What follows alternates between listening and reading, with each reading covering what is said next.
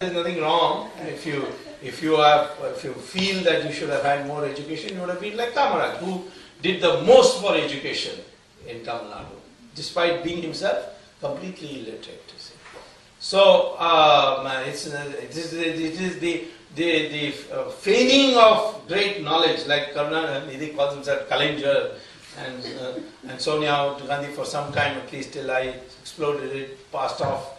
That she was educated in the University of Cambridge when she wasn't there at all. So I'm saying that there's nothing to feel ashamed of not being educated. The question is to recognize the importance of education.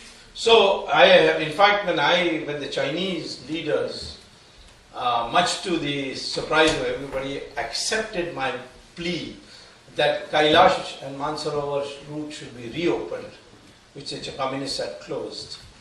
Deng Xiaoping, who had received me at that time, he agreed, and he said that I should be the first one to go. So I agreed and I went. It was very hard going in those days because the route is being opened after 35 years. But on the way to Mansarovar, I saw a big lake called Raman Haranga. So I asked the Tibetans, the guides who had come with me. They were, of course, Chinese employees, but anyway, I asked them, what is this, why is it called Raman Haranga? He said, we don't know the name Raman, what meaning it has, but we do know Haranga means in Tibetan, Sarovar. So Raman Sarovar. So I said, let me go and go near and see it. It is actually a bigger lake than Mansarovar. So he said, no, but don't drink that water. So I said, why? He said, then God knows what will happen to you. Because it's pure poisonous water. You can drink Mansarovar. He said everything will be cured, your stomach ailments, everything will be cured. But don't touch this water. So an evil thought crossed my mind. I filled a bottle full of that Raman Haranga water. When I came back, I gave it to Karunanidhi. Please drink it.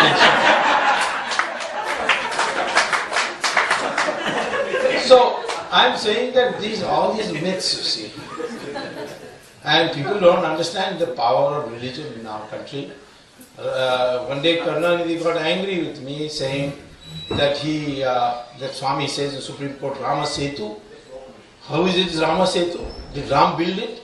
Does he have an engineering degree? Which engineering college he got a degree from? For it to be called Ram Setu?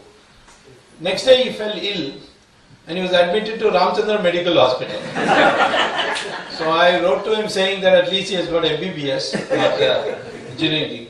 So I'm saying that this kind of, our minds have been completely dominated. We are like lions in that circus cage. And we have to come out of that. And for coming out of that, if you want to get rid of stress, you have to go back to the basics. And you have to go to the basics, you have to understand the circumstances which just mentioned. There are many things which are said, which today people find abhorrent to even talk about. Take for instance this Varna, which the Westerners called as caste, because they're mixed up, because we make a distinction between Varna and Jati. Jati has nothing to do except where you are born, and it's usually used for marriages and social reasons. But Varna is a different matter, the fourfold division. It had nothing to do with birth. It has got degenerated and become birth-based. Today, children of Brahmins say we are Brahmins, and that's not automatic. When Bhrigu and Bhardwaja, two rishis, met together and decided that what's the best kind of society which minimizes stress. And he said that society is one where the competition is there along with cooperation. And that means there should be division. Everybody should not get everything. Nobody should get everything. So Bhrigu identified 4 sources of power which people desire. Knowledge, which is a very powerful thing. 2 is weapons. 3rd is wealth, and 4th is land.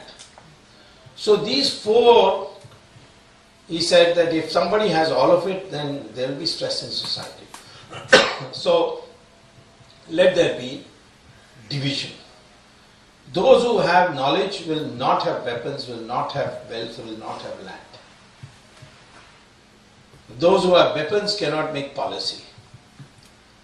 They will have to go to the learned for the policy. We were not monarchy in that sense. Monarchy means that the king could dispense justice, the king could declare war. But in our scheme of things, the king did not have the power to declare war. He had to seek the permission and clearance of what was the people with knowledge, which is called Brahmins. So, similarly, those who had wealth, called the Vaishya caste, they were permitted, they were encouraged. It was not infra-dig to make money. But it did not guarantee you social status, the highest social status.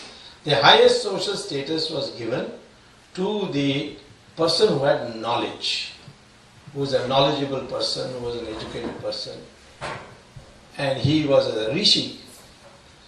And finally, those who had land would produce for the needs of society.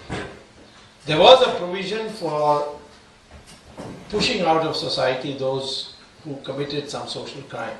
But their children were not part of that. They could not become scheduled caste or untouchable or whatever. Valmiki, for example, was born of Dalit parents. But he became Maharishi. He wrote the Ramayana. Similarly, Vedavyasa was born of a fisherwoman.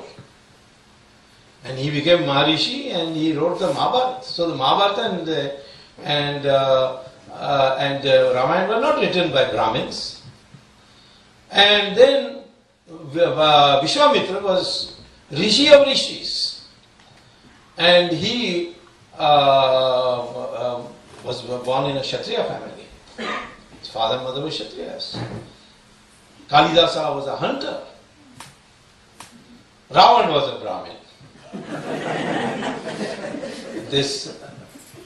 A whole DK movement was founded on the grounds that we have to oppose the Brahmins and therefore Ravan is our god. Turned out the sweet revenge that Ravan, nowadays they don't speak about Ravan anymore. They only speak about disparaging Ram, but that won't last long either.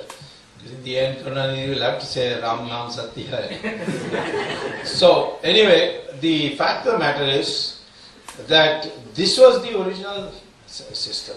It got degenerated when it became birth. There was no inferiority or superiority in the four castes, except social status was given to those who pursued learning. Now, this idea first struck me when I came as a student to Harvard to get my PhD. My classmate told me, how can you accept Mahatma Gandhi as your leader? So I asked him, why in America you will not accept him as a leader? He said, no, in America we would put him in jail for indecent exposure. Now that struck a thought in my mind. Why is it that in India we go after people who are not properly dressed? Whereas in America, if you're not properly dressed, the best dressed, coat, tie, etc., you will not be a leader, you will not even qualify to be a leader. So there is what the concept of sacrifice, giving up, is extolled. I don't think you can find any other society where a person who starts giving up is revered. Today, Ramdev symbolizes the same thing. Annazare symbolizes the same thing. People automatically respect somebody who has nothing of his own. You will not find it in any other society.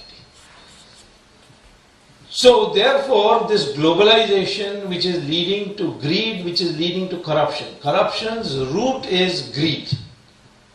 And greed comes if pursuit of material prosperity is a single-dimensional goal for society. And it will not produce happiness. In America, it does not produce happiness. So there has to be a balance. And the balance has to come through spiritual values. So consequently, the first principle I will tell you for stress management is, don't measure yourself entirely by materialistic prosperity.